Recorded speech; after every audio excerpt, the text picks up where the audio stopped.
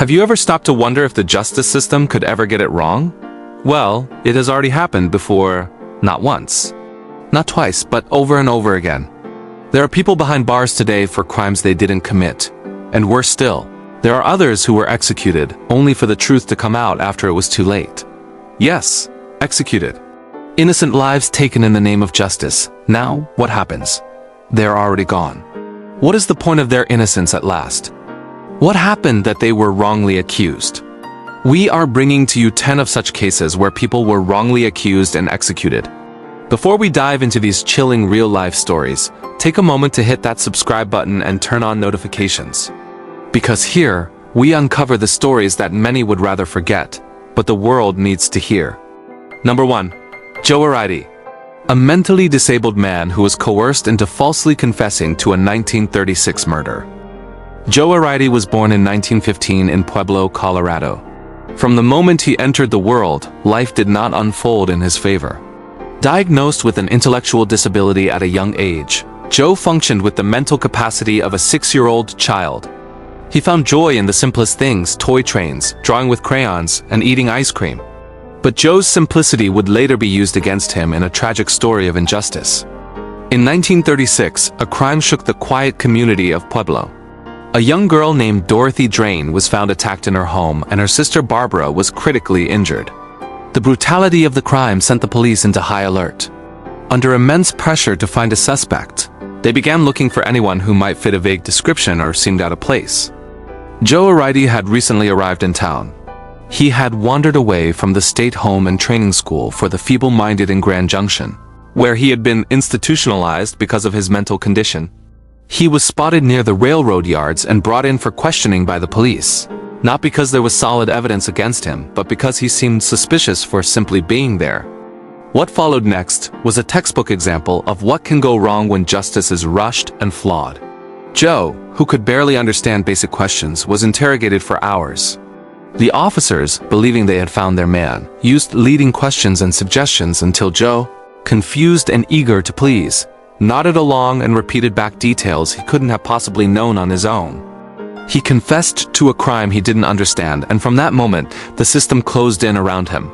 Despite the fact that another man, Frank Aguilar, had already been arrested for the same crime with far more direct evidence linking him, Joe's confession sealed his fate. Even when Aguilar was convicted and executed, Joe's name was not cleared. The courts were convinced that the two had acted together, despite the lack of any supporting evidence. Joe's defense tried to argue that he couldn't understand the charges, that he didn't grasp what was happening around him, and that his confession was coerced. Experts testified that he had an IQ of 46 and couldn't tell right from wrong. But the jury wasn't moved. The weight of fear and anger in the community outweighed the facts of the case. Joe Arridy was sentenced to death. He was sent to death row at the Colorado State Penitentiary. And yet, even there, Joe didn't fully comprehend what awaited him. The guards and the warden grew fond of him. He played with toy trains, drew pictures, and smiled often. He was known as the happiest man on death row, not because he had made peace with his fate, but because he didn't understand it. In the days leading to his execution, even the warden pleaded for his life, filing petitions and writing letters. But the system did not bend. On January 6, 1939, Joe Arridy was led to the gas chamber. Warden Best, with tears in his eyes, stood by him to the end. Joe was holding a toy train when he was taken in. His final words were innocent and childlike. According to witnesses, he said, No, Joe won't die." He smiled, completely unaware of what was happening, and showed no fear. He was holding a toy train given to him by the warden and had just finished eating his favorite meal ice cream. His innocence, even in that final moment, made his execution one of the most tragic miscarriages of justice in American history. Decades passed. Historians, journalists, and legal experts revisited the case.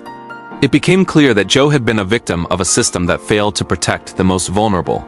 In 2011, after years of advocacy, Colorado's governor issued a full posthumous pardon to Joe Arridy.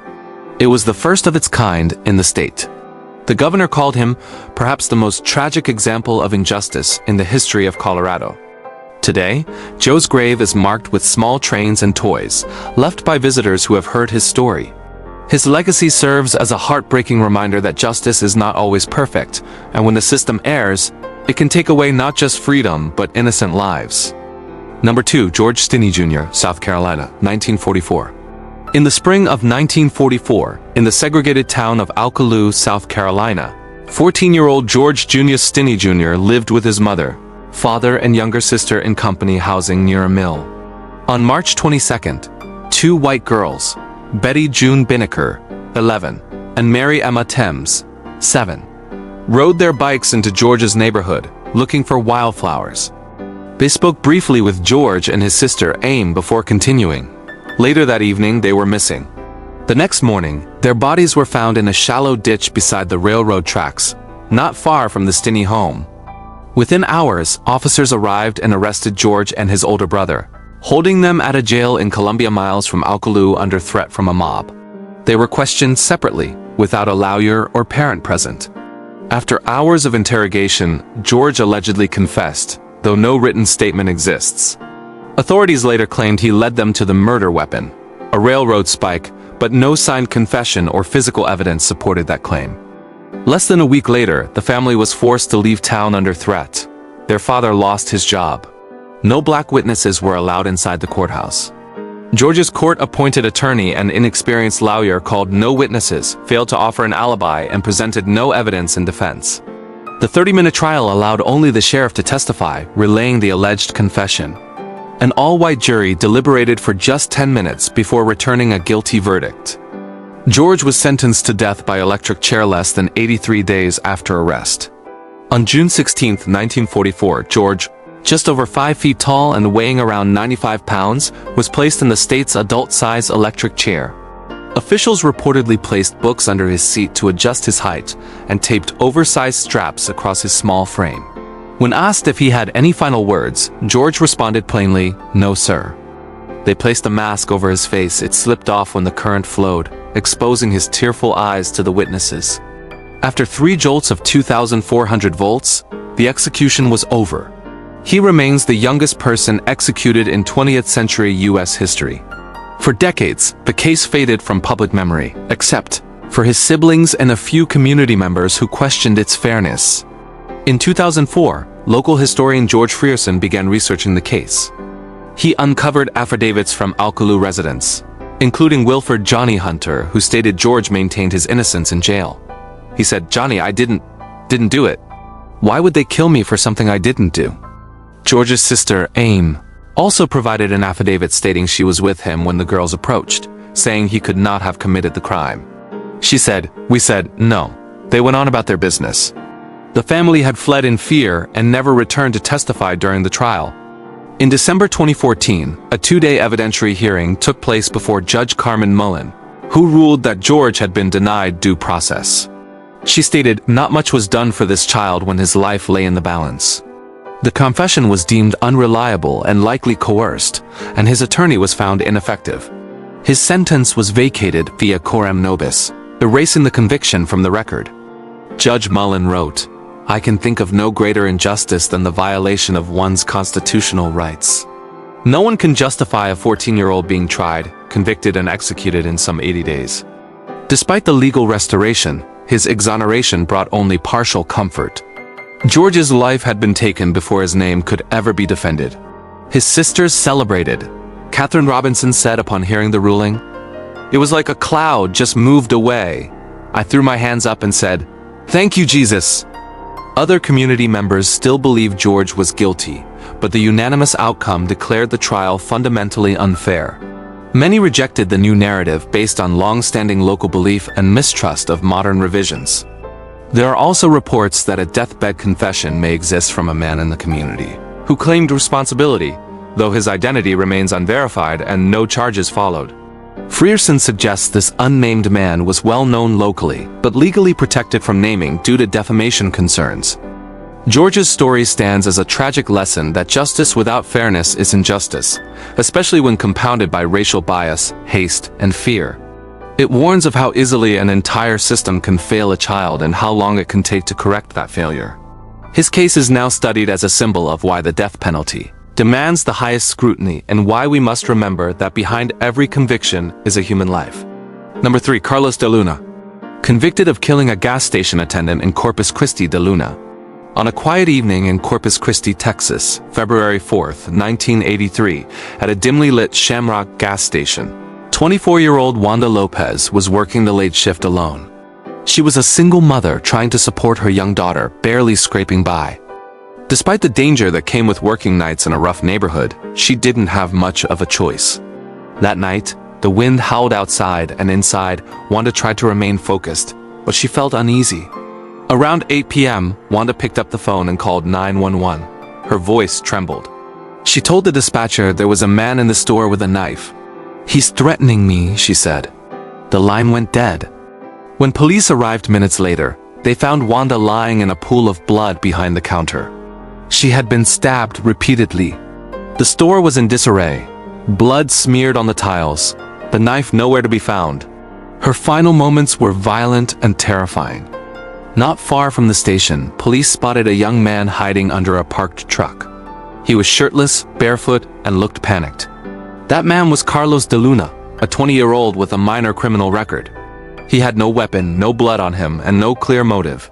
But he matched a very general description someone had given: a Hispanic male in his 20s, running from the scene. DeLuna was arrested on the spot. At the police station, he immediately protested. "You've got the wrong guy," he said again and again. He claimed he had seen the real killer fleeing the store, a man named Carlos Hernandez. DeLuna insisted he had panicked and ran because he was on parole and didn't want to get mixed up in anything. But detectives dismissed his story. They pressed him harder. Hernandez, they said, didn't exist. The case moved quickly to trial. The prosecution leaned heavily on circumstantial evidence. DeLuna had been found near the crime scene and had tried to flee. There was no forensic evidence tying him to the murder, no fingerprints, no DNA, no blood on his clothing. The knife was never recovered.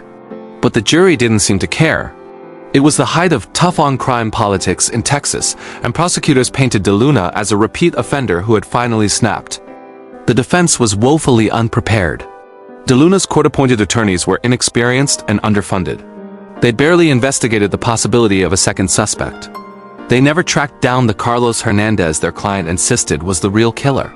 The trial lasted just 6 days. DeLuna was convicted of capital murder and sentenced to death. Throughout his years on death row, Carlos never stopped saying he was innocent. "I didn't kill her," he told his lawyers, his family, even journalists. "I didn't even know her." He spent 6 years awaiting execution, most of it in solitary confinement, with only occasional visits from his sisters and mother. On December 7, 1989, Carlos DeLuna was led to the execution chamber. He was 27. As the needle went into his arm, he looked at the witnesses through the glass and said, "I want to say I hold no grudges. I hate no one. I'm innocent. I didn't kill Wanda Lopez." Then he closed his eyes. But the story didn't die with him. Years later, a group of investigative journalists and legal scholars from Columbia University, led by Professor James Liebman, reopened DeLuna's case as part of a project examining wrongful convictions. What they uncovered was deeply troubling and damning. Carlos Hernandez, the man DeLuna had named from the very beginning, was very real. He had a long rap sheet, including multiple arrests for carrying a knife, domestic abuse, and other violent crimes. Shockingly, Hernandez had even been arrested before Wanda Lopez's murder for attacking someone with a similar weapon. Several people said Hernandez had a habit of hiding a knife in his boot, just like the one described in the 911 call. Even more disturbing, friends and family of Hernandez revealed that he had bragged about killing Wanda Lopez and getting away with it. "That other guy took the rap," he allegedly said. "That was supposed to be me." He laughed about it, some said, drunk on the power of walking free while someone else paid the ultimate price. The team found photo comparisons between Hernandez and DeLuna. The resemblance was eerie. Some neighbors and even relatives confused them. Same height, same skin tone, same mustache. In a rush to close the case, police and prosecutors had ignored this connection entirely. The Columbia investigation resulted in a landmark 400-page report titled Los Taqueos Carlos, the namesake Carlos's, exposing the staggering number of failures in the case from the police work to the prosecution to the defense. The media picked up the story, and DeLuna's case quickly became one of the clearest examples of wrongful execution in modern U.S. history. Carlos DeLuna never got his name cleared. The state of Texas has never formally acknowledged wrongdoing.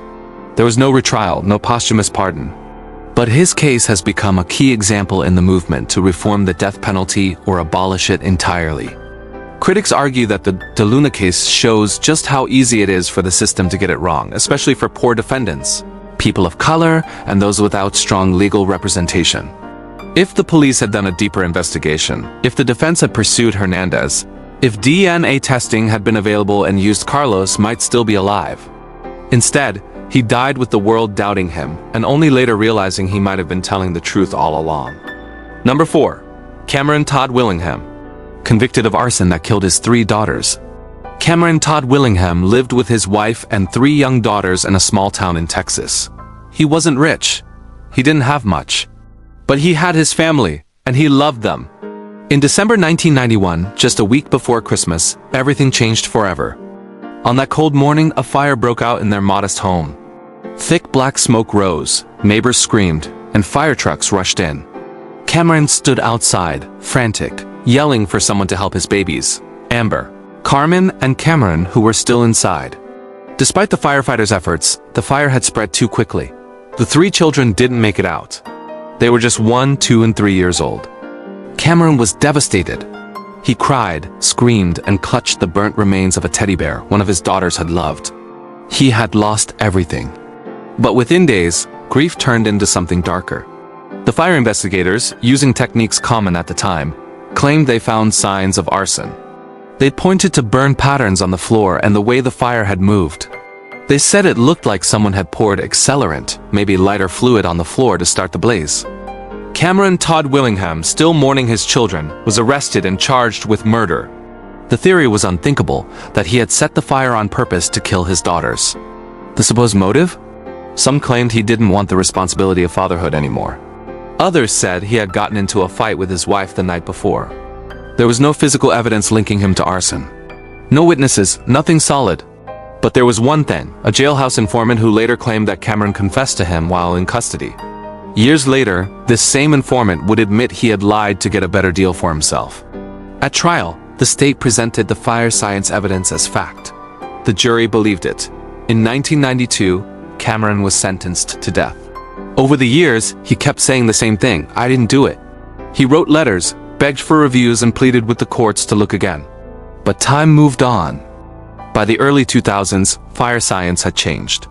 New research showed that many of the methods used in the 1990s were flawed.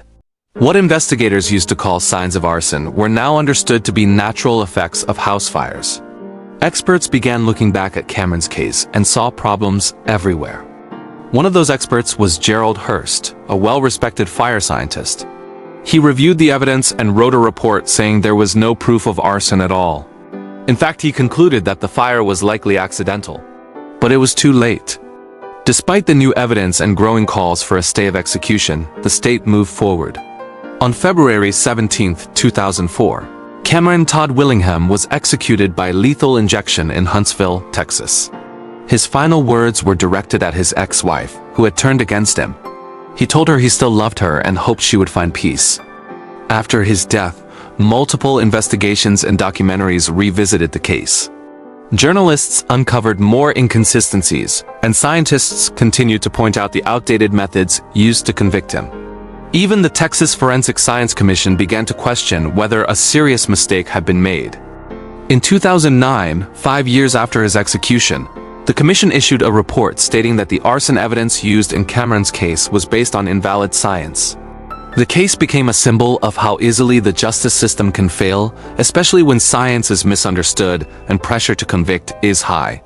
To this day, Cameron Todd Willingham's name sparks debate. Was he guilty, or was he an innocent man put to death based on faulty science and desperation for answers? Many believe he was innocent, a father mourning his children while also fighting for his life. A man caught in the wrong place at the wrong time, with no way to prove his truth. His story remains one of the most haunting reminders that even in systems built on justice, mistakes, irreversible ones, can happen. Number 5. Sedley Alley, executed for a 1985 conviction for rape and murder. In the early morning hours of July 11, 1985, a nightmare unfolded outside the Naval Air Station in Millington. Tennessee, a base just north of Memphis that pulsed with routine military life.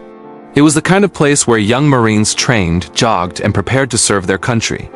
But that summer morning, a bright and promising life was extinguished in the most brutal way imaginable. Lance Corporal Suzanne Collins, just 19 years old, had gone for an evening jog near the base. She was described by friends and family as ambitious, focused, and kind. A dedicated Marine, Collins had plans to become a military officer. But her run would be her last. She never returned.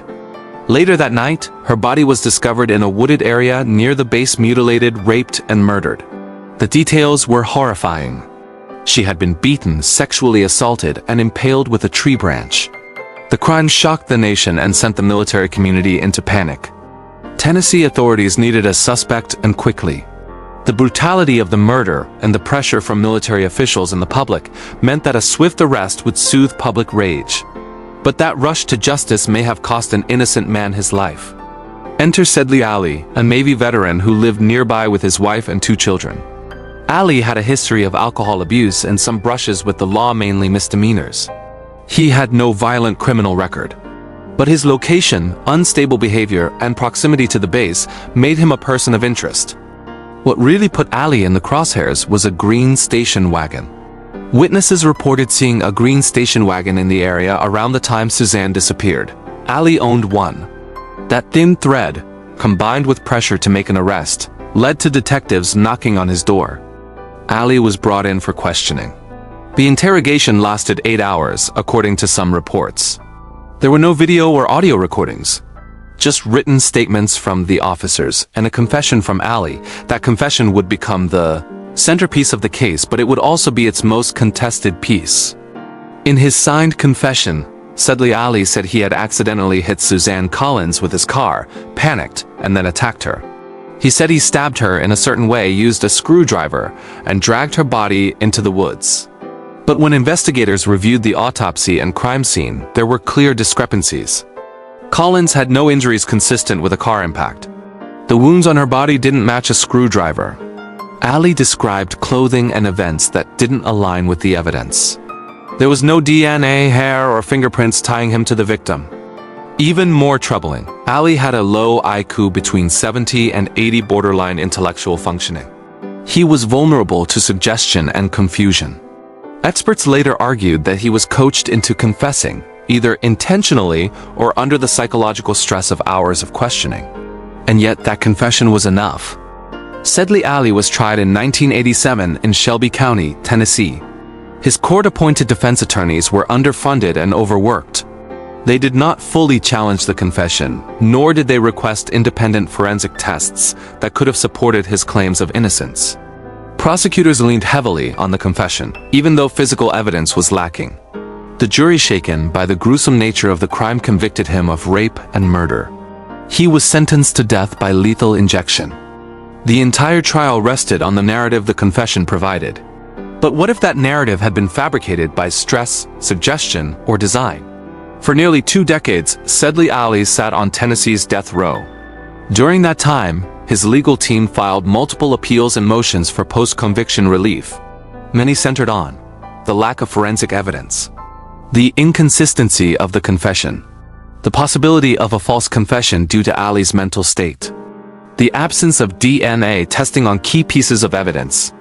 None of the appeals worked. As the years passed, DNA technology advanced, offering new hope for exonerations. In many other cases, long-held convictions were overturned by simple genetic matches. Sedley Alley's team wanted the same chance, but Tennessee prosecutors and the courts resisted. On June 28, 2006, at 2:10 a.m., Sedley Alley was executed by lethal injection at Riverbend Maximum Security Institution in Nashville. He was 50 years old. His last words were, "Yes, I want to say I'm sorry, and I hope I die fast. I'll see you on the other side. Bye." Those words have haunted many since. Was it a farewell from a guilty man? Or the broken cry of someone crushed by the weight of a system determined to close the case? What is undeniable is this: Alley asked for the truth to be found, even if it came after his death. Following Alley's execution, his daughter, April Alley, picked up the fight for her father's name. She didn't claim he was a saint, he had his problems. But she also didn't believe he was a killer. In 2019, she formally requested posthumous DNA testing of evidence that had never been examined, including a pair of red men's underwear found at the crime scene, a pair of shoes suspected to belong to the killer, scrapings from under Suzanne Collins's fingernails, a pair of socks and other biological materials. April was joined by the Innocence Project, who highlighted another potential suspect, a man with a history of similar crimes, who had been stationed at the same base around the same time. This man had been convicted of multiple rapes and was still alive. He had never been investigated in Suzanne's case. But once again, the state resisted. Tennessee's Attorney General argued that the case was closed, that the evidence had served its purpose, that DNA wouldn't change anything now. But for those still searching for truth, that argument wasn't good enough.